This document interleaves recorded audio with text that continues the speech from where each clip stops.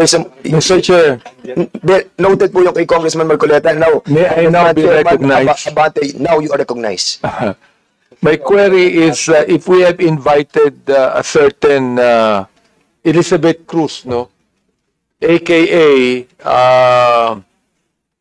Joey De Vibre, Mr. Chair, if we have invited her and she has an excuse letter, may I know what was the excuse, Mr. Chairman? Consec, please answer the query of Congressman Abante. Please.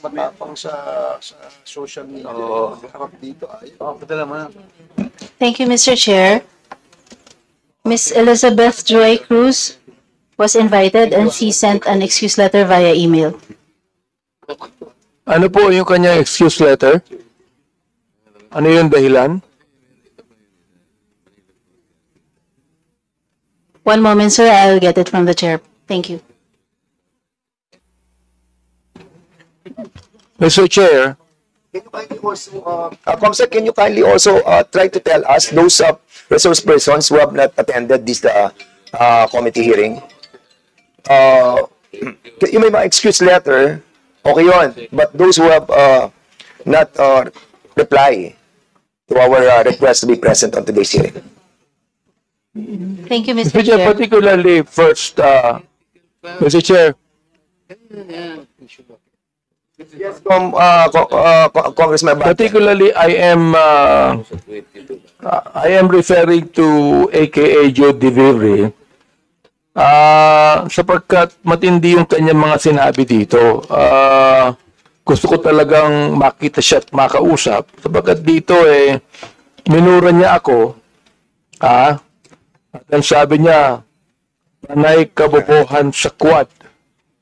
Sayang kuryente sa'yo. Bigyan mo sa kanya. Ano yung pack you? Yung pack you. Hindi ko alam yung pack. Huwag mo na sabihin. Congressman Abante. Dali lang. Katutuloy ko lang buta. Mr. Chairman, Congressman, don't be so personal. Let's be more comprehensive on this approach. Binabasa ko lang po. Binabasa ko lang eh. Sige, go ahead. I'll give you Pangalawa, November 13, 2024, nagmura na naman siya. Hindi ko na babanggitin yung mura niya. Pag tinatanong kung anong legislation ginawa niyo in relation to this, BS, ano ba yung BS? BS inquiry, sasagot ka. Swelduhan ka ng taxpayers, gago. November 3, 2024, si Benny Abante at si Romel Marbil ay mga protektor ng illegal na droga dahil pilit nilang pinalalabas na hindi ito ganoon kasama. Tapos sabing ganyan, si Dan Fernandez and Ace Barber's survey are depressing. Alam na nila na matatalo sila sa eleksyon.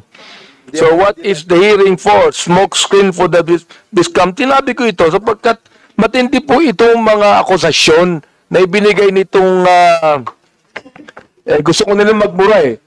Hindi na ako magbumura muna. Oo. Kailangan po, itong mga to, ang tatapang nila eh. Ang tatapang sa pagmumura, nang wala tayong kalaban-laban. Ngayon, pag kaharap dito, hindi makaharap dito. Oo. Mga takot din pala yung mga yan eh. Please hold your fire, please. I'm on the process of administrative, ano pa lang muna tayo, Congressman Abante. We can tackle that on the interpellation. Mr. Chair, gusto ko lang pong bagitin itong kanya excuse letter. Nakalagay dito. After meaningful consultation with my lawyers, gumayad pa na abogado. I have decided to respectfully decline. Respectfully? Minumura tayo, respectfully? To share my knowledge on matters. Hindi knowledge ang kailangan natin. Ask the lawyer if this is libel. Ask the lawyers kung libelous yung ginawa niyo o slander. No, nakalagay. I would like to categorically state that I am neither paid by POGO operators. Hindi na pinag-uusapan. Pinag-uusapan natin yung mga sinabi niya. Tapos respectfully, Elizabeth Joey Cruz. Nakikinig po sa atin ngayon, nanonood ngayon. Humarap ka dito, kumatapang ka. Hirap sa iyo, nagbumura ka. nang dyan na wala kaming kalaban-laban. Humarap ka dito. Dito. Namo. Chairman. Wait, Chairman. No, wait. Quiet, Chairman. Please observe, refrain from laughing or whatever expression you wanted to, please observe decency and, of course, Chair, I move that we strike out. with all due respect, with Congressman Abante, I feel your sentiment, no? I feel your sentiment, but we are in the process of finding out the, yung pong implementation of the 10175. And I respect your freedom of expression.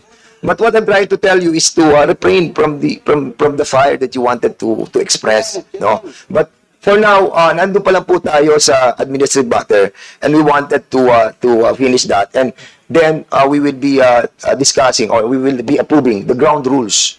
Wala pa po yung ground rules, and kaya nga po doon sana yung kay Chairman Abante do papatak yan sa ground rules. Anyway, having said that, siguro we'll proceed to the next item. Mr. of our agenda is to approve.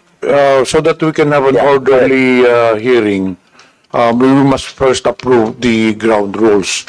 I believe that the COMSEC has already distributed copies of the ground rules to the members present. So therefore, Mr. Chair, I move to approve the ground rules. Yes, there's a motion to approve the ground rules, and I believe that the members of this committee have already received the yung pong ground rules natin, and you have already read it. So siguro I need a second motion for this. Any second motion? Second. This was duly seconded. Any objection? Hearing none, the said motion is now approved. Administration of Hindi mo babasahin naman ang ground rules. So the next item of our agenda is for all the Mr. Chair, yes, Congressman Zamora. I would like to reiterate my earlier motion to strike out the expletive that was mentioned by my idol, Representative Abante. Earlier. Second motion. Mr. Chair, Second motion. I object because it was not expletive. Sinabi ko lang, namo. That can mean anything. That can mean anything.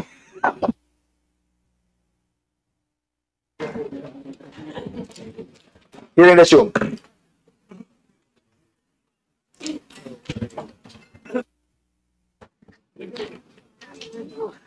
If that is the... Huh? So it was seconded, Mr. Chairman. And the objection with Congressman Abante, it's up to the members if they will vote for it. For the objection with Chairman Abante. 1 minute suspension.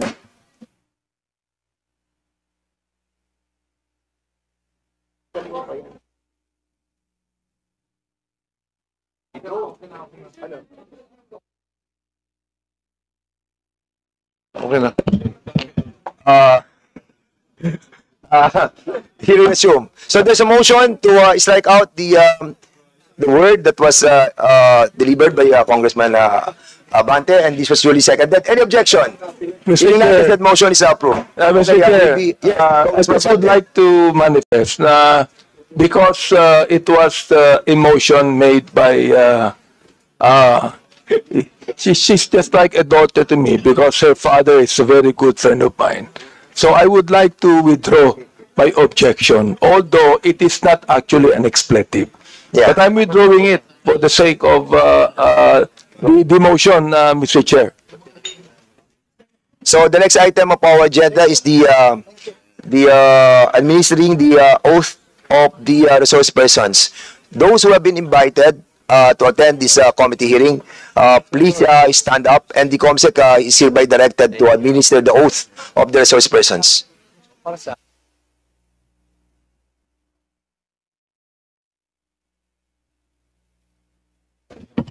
May we request all the resource persons invited to stand, raise your right hand, and repeat after me. Do you swear to tell the truth, the whole truth, and nothing but the truth in this inquiry? Thank you. Please take your seat.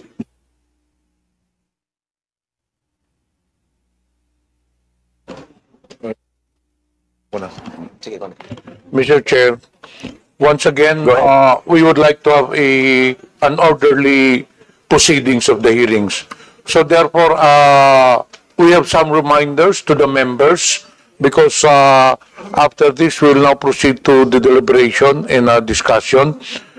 Please be reminded that pursuant to our ground rules, House members shall register with the committee secretary and shall be recognized on a first-to-register basis. Members shall be given 10 minutes each for their interpellation, excluding the answers of the resource persons.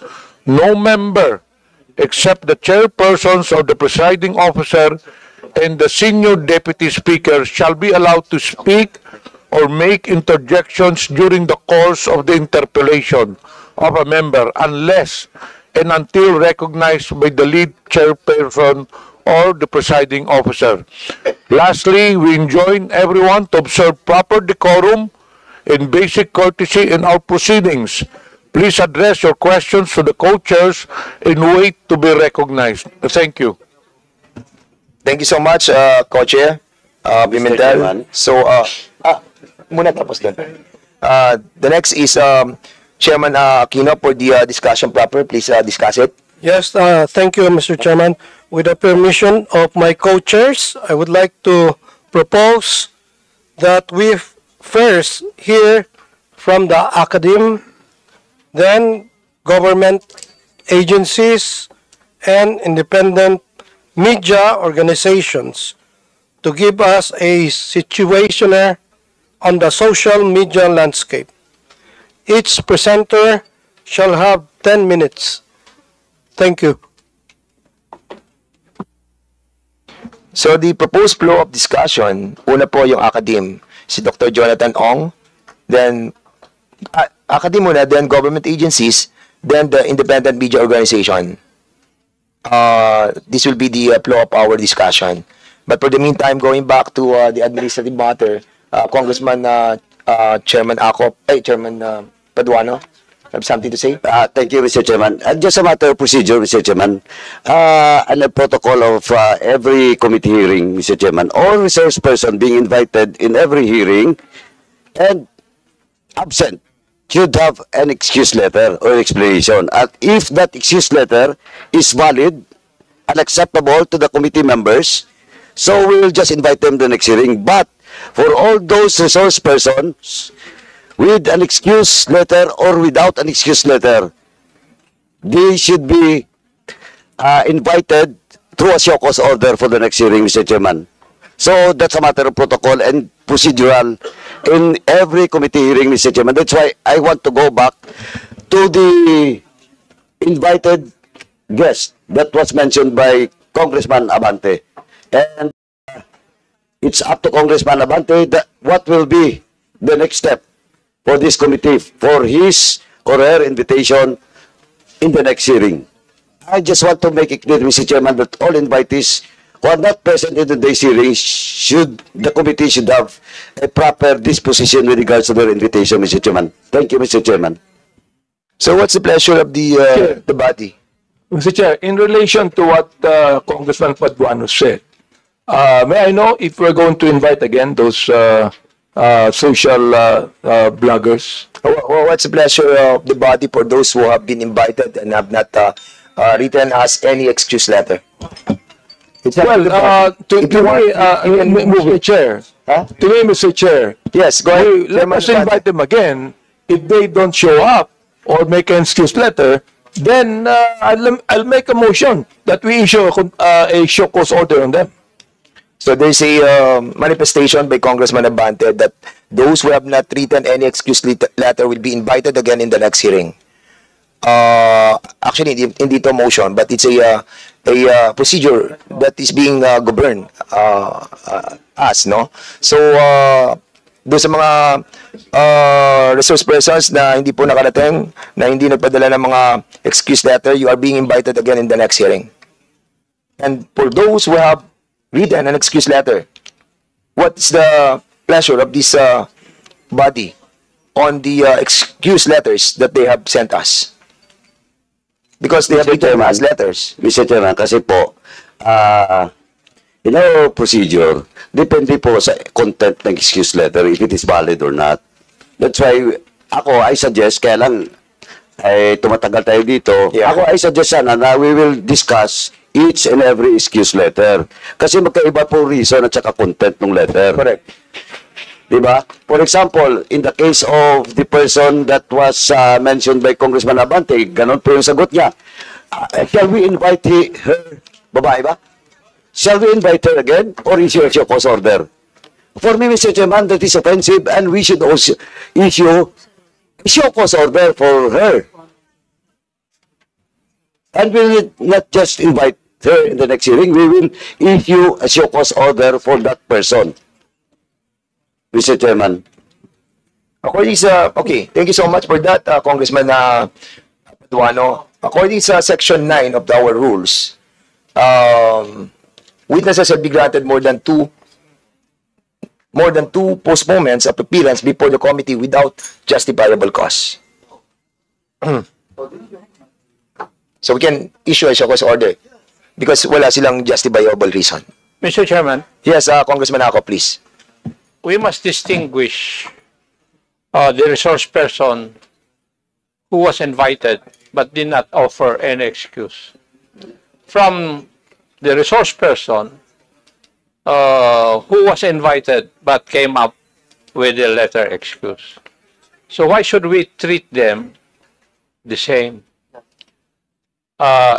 According to our protocols, as we have done in the previous committee hearings, those invited persons who did not offer any excuse, the next order is for them, for the committee to show cause, to issue a show cause order to explain why. And for those people who offered an excuse for their absence, it's up for the committee to determine whether the excuse is acceptable or not.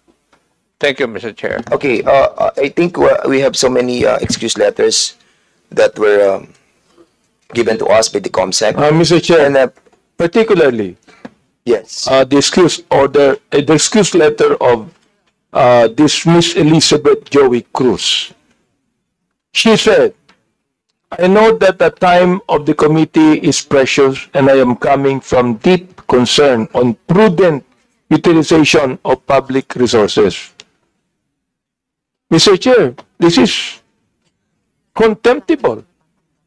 This is not respecting this committee. How dare she would say the prudent utilization of public resources? I therefore make a motion, Mr. Chair, that we issue a show cause order on this Elizabeth Joey Cruz. I move therefore, Mr. Chair. so there's a motion to issue a show cause order to that resource person. What's the name? Elizabeth Cruz. And there was a second motion. Any objection? Hearing that, the said motion